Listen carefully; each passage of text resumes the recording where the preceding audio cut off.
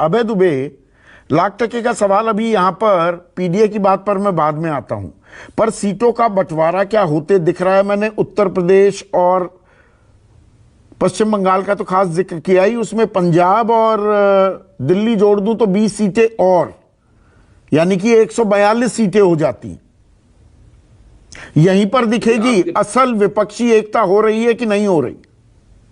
देखिए, आपके सवाल के जवाब में मैं दो छोटी छोटी बातें कहूंगा। पहली तो यह है कि बिहार की जो आदर्श गैर भाजपा स्थिति है, वो स्थिति किसी अन्य प्रदेश में उपलब्ध नहीं है। बिहार का फार्मूला दूसरे प्रदेशों पर नहीं लागू हो सकता। हर प्रदेश के लिए एक अलग फार्मूला खोजना होगा। कहीं पर ममता बनर्जी ने जो फार्मूला बताया है वो ज्यादातर जगहों पर लगेगा कि जहां जिसका दबदबा है वहां पर उसके उम्मीदवारों को लड़ने दिया जाए, उसके खिलाफ कोई खड़ा ना हो। लेकिन कुछ ऐसे प्रदेश भी हैं जहां ये फार्मूला भी नहीं लगेगा।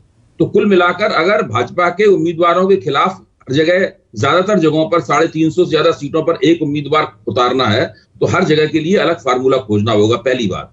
दूसरी बात, यहां पर न्यूज 24 की स्क्रीन पर एक 59% का आंकड़ा आ रहा है जो कि दलितों और पिछड़ों का है, जो उत्तर प्रदेश का आंकड़ा है। देखिए, जब हम इसको इस आंकड़े को ऊपर से देखते हैं तो ऊपर इसमें दो ताकतवर जातियां बैठी हुई दिखाई पड़ती हैं, यादव और जाटव। लेकिन जब हम नीचे से देखते हैं इनको, तो हमें मुझे कम से कम बहुत बड़े पैमाने पर भारतीय जनता पार्टी का समर्थन करने वाली छोटी छोटी कमजोर जातियों की एक पावरफुल इलेक्टोरल इंडेक्स दिखाई पड़ती है। ये वो पावरफुल इलेक्टोरल इंडेक्स है जिसने विधानसभा चुनाव में, लोकसभा चुनाव में बार बार उत्तर प्रदेश में भारतीय जनता पार्टी का जो ऊंची जातियों का और मजबूत जातियों का जो आधार है उसका समर्थन किया है। और ये दोनों मिलकर भाजपा को हर बार एक असाधारण जीत की तरफ धकेलती हैं। और मुझे ऐसा कोई चिन्ह नहीं दिखाई पड़ रहा है जो ये बताए कि इस जो नीचे कमजोर जातियों की पावरफुल इलेक्टोरल इंडेक्स है, इसमें कोई सेंध लगा पा रही हो कोई गैर भाजपा पार्टी उत्तर प्रदेश में। न तो कांग्रेस ऐसा कर पा रही है, न समाजवादी पार्टी ऐसा कर पा रही है, न बहुजन समाजवादी पार्टी ऐसा कर पा रही है। यहां तक कि बहुजन समाज पार्टी का जो समर्थन आधार है वो पिछले विधानसभा चुनाव में पश्चिमी उत्तर प्रदेश में भाजपा में जाते हुए दिखा था। तो उत्तर प्रदेश के अंदर जहां पर मुझे तो आज की तारीख में लगता है कि भारतीय जनता पार्टी 70 से ज्यादा सीटें जीतने की स्थिति में है। अगर कोई बहुत असाधारण बड़ी घटना उनके खिलाफ ना हो जाए। इसी विश्लेषण को आगे बढ़ाएं तो अभय, ये उत्तर प्रदेश तक सीमित है या अखिल भारतीय स्तर पर जो राहुल गांधी पिछड़े दलित और गरीबों की ताकत की जो बात कर रहे हैं और उसमें बाकायदा अल्पसंख्यक नाम लेते दिख रहे हैं अखिलेश यादव, क्या वो बाकी देश में भी यही स्थिति, बीजेपी की सोशल इंजीनियरिंग अभी भी हावी दिख रही है क्या? देखिए, हर प्रदेश में जो इसको आप सोशल इंजीनियरिंग कहते हैं, मैं जिसको सामाजिक गठजोड़ कहता हूं, उसकी संरचना अलग अलग है। और किसी भी सारे देश में एक फार्मूला लागू नहीं होता, ना भाजपा लागू करती है ना दूसरी पार्टियां लागू करती हैं। ये हम लोग अपने विश्लेषण की सुविधा के लिए ये इस तरह की बातें बोलते रहते हैं, इनका कोई मतलब नहीं है इन बातों का।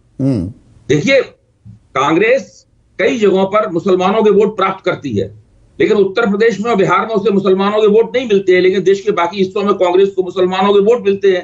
लेकिन हमारे दिमाग पर उत्तर प्रदेश बिहार बहुत हावी रहता है, तो हम लोग कहते रहते हैं कि भाई कांग्रेस को मुसलमानों के वोटों की जरूरत है।